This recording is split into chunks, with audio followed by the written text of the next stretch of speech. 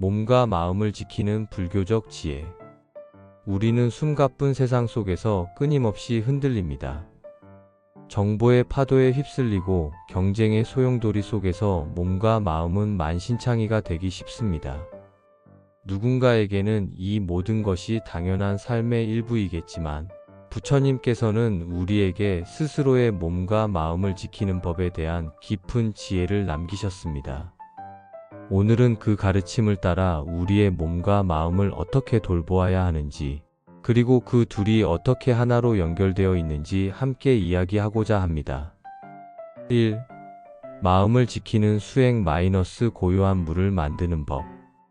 부처님께서 말씀하시길 우리의 마음은 마치 길들지 않은 원숭이와 같아서 이 나무 저 나무를 끊임없이 뛰어다닙니다. 욕심과 분노, 어리석음이라는 세 가지 번뇌는 이 원숭이 마음을 더욱 날뛰게 만듭니다. 우리는 이 번뇌의 불길 속에서 괴로워하며 우리의 마음은 고요함을 잃고 혼란스러워집니다. 마음을 지키는 첫걸음은 바로 이 번뇌의 불꽃을 알아차리는 것입니다. 이것을 불교에서는 알아차림 SATI라고 부릅니다.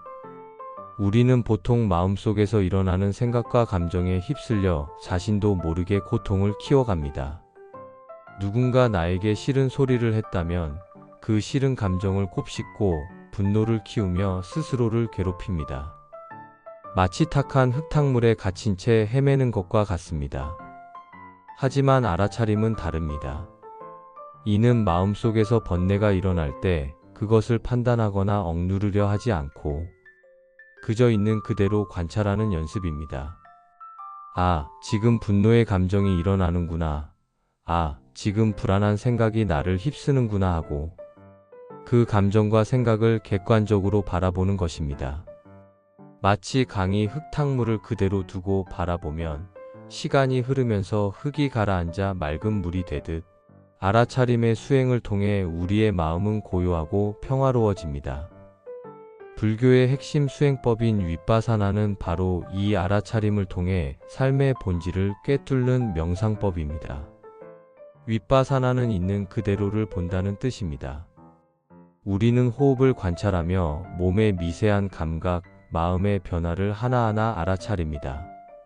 이 수행을 통해 우리는 모든 현상이 끊임없이 변하고 무상, 영원한 실체가 없으면무와 그에 대한 집착이 고통의 원인고임을 깨닫습니다. 마음이 번뇌에 휩쓸릴 때 그저 아, 이런 마음이 있구나 하고 객관적으로 바라보는 것만으로도 우리는 그 번뇌의 속박에서 벗어날 수 있습니다. 또한 마음을 지키는 또 하나의 중요한 수행은 자비심의 미티티를 키우는 것입니다.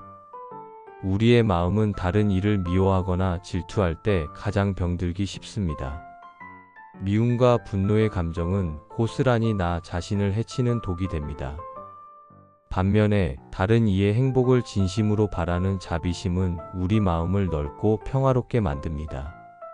남을 향한 자비심이 커질수록 나를 향한 연민과 사랑도 함께 커져서 우리는 스스로의 마음을 외부의 해로운 영향으로부터 지켜낼 수 있게 됩니다. 마음은 마치 정원과 같아서 끊임없이 돌보지 않으면 잡초가 무성해지고 병들어 버립니다. 마음을 지키는 이 수행은 단순히 종교적인 행위가 아니라 우리의 삶을 아름답고 풍요롭게 가꾸는 가장 근본적인 작업입니다. 2. 몸을 돌보는 수행 - 사성제의 실천. 불교에서 몸은 단순히 마음이 담긴 그릇이 아닙니다. 이 몸은 우리가 깨달음을 얻기 위한 도량, 즉 수행의 터전입니다.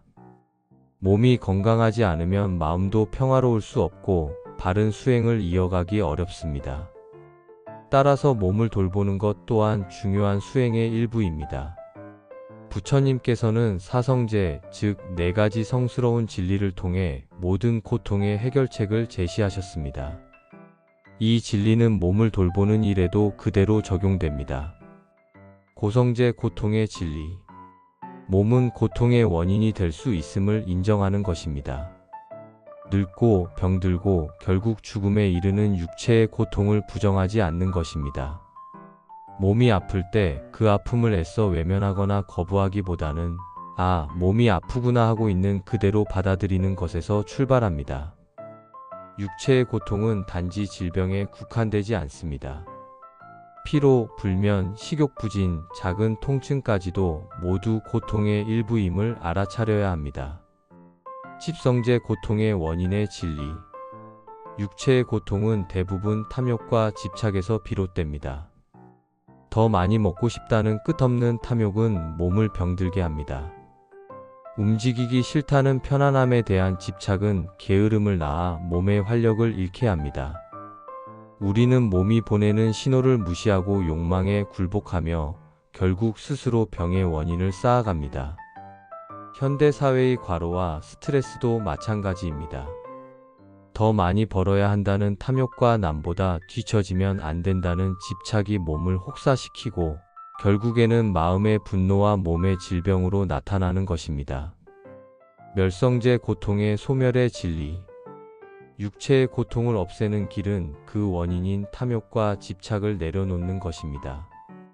즉, 건강하지 않은 식습관이나 게으름을 버리고 몸에 좋은 것들을 절제하며 받아들이는 것입니다.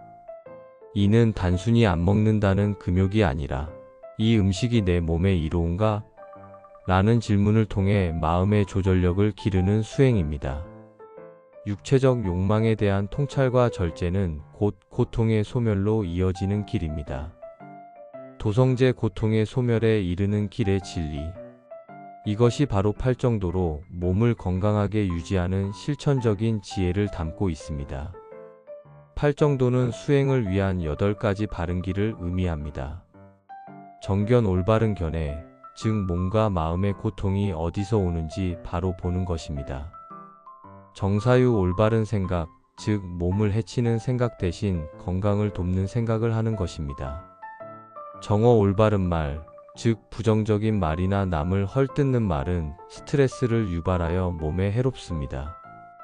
건강한 말을 통해 긍정적인 마음을 유지합니다. 정업 올바른 행동, 즉 몸에 해로운 행동을 피하고 건강한 습관을 만드는 것입니다. 정명 바른 생활, 즉 충분한 수면, 절제된 식습관, 규칙적인 운동을 통해 몸의 균형을 유지하는 것입니다. 정정진 올바른 노력, 즉 게으름을 물리치고 꾸준히 몸과 마음을 닦는 것입니다. 정념 바른 알아차림, 즉 지금 내 몸의 상태를 매 순간 알아차리는 것입니다. 배가 부르면 그만 먹고 피곤하면 쉬는 것이 바로 정념의 실천입니다. 정정 바른 집중, 즉 마음의 평화를 통해 몸의 치유력을 높이는 것입니다. 명상이나 요가는 몸과 마음을 하나로 연결하는 중요한 수행입니다. 3.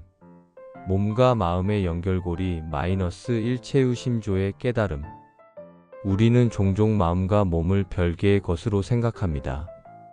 하지만 부처님께서는 이 둘이 일체유심조, 즉 모든 것은 오직 마음이 만들어낸다는 깊은 진리를 가르치셨습니다. 몸이 불편하면 마음이 짜증나고 마음이 불안하면 몸이 아픈 것처럼 몸과 마음은 서로에게 끊임없이 영향을 주고받는 하나의 유기체입니다. 마음이 몸에 미치는 영향, 마음의 번뇌는 직접적으로 몸을 병들게 합니다. 스트레스가 심한 사람에게 소화불량이나 두통이 자주 발생하는 것은 마음의 불안이 육체적인 증상으로 나타나는 것입니다. 심리학에서는 이를 정신신체 질환 사이코소매틱 일르너스이라고 부릅니다. 불교에서 말하는 번뇌의 불꽃은 육체의 건강을 태우는 독과 같습니다. 분노가 가득한 마음은 혈압을 높이고 심장을 짓누르며 불안은 면역 체계를 약화시킵니다. 몸이 마음에 미치는 영향 반대로 몸의 상태는 마음의 평화를 직접적으로 좌우합니다. 몸이 피로하거나 아플 때 우리는 쉽게 짜증을 내거나 우울해집니다. 몸이 건강하지 않으면 수행에 집중하기 어렵고 마음도 흔들리기 쉽습니다. 몸의 건강은 마음의 평화를 위한 가장 견고한 기반입니다. 따라서 몸을 돌보는 것은 곧 마음을 돌보는 것이고, 마음을 평화롭게 하는 것은 곧 몸을 건강하게 하는 것입니다. 이 둘은 분리할 수 없는 하나의 수행입니다. 마음을 고요히 하고 몸의 소리에 귀 기울이며 둘의 조화를 이루는 것이야말로 진정한 깨달음의 길입니다. 마치 정원사가 꽃을 돌보듯 우리는 자신의 몸과 마음을 끊임없이 살피고 가꾸어야 합니다. 맺은말 지혜로운 삶의 길을 걷다. 사랑하는 불자 여러분, 우리 삶의 모든 순간은 몸과 마음을 돌보는 수행의 시간입니다. 우리는 뜨거운 여름의 태양처럼 때로는 육체적 고통과 마음의 번뇌를 마주하게 됩니다. 하지만 이 모든 것을 시절인연이라 여기고 알아차림의 지혜로 관찰하며 팔정도의 길을 꾸준히 걷는다면 우리는 어떤 어려움 속에서도 흔들리지 않는 평화와 건강을 얻을 수 있습니다. 몸과 마음의 조화를 통해 진정한 행복을 얻으시길 바랍니다. 모두 건강하고 평화로운 수행의 나날이 되십시오.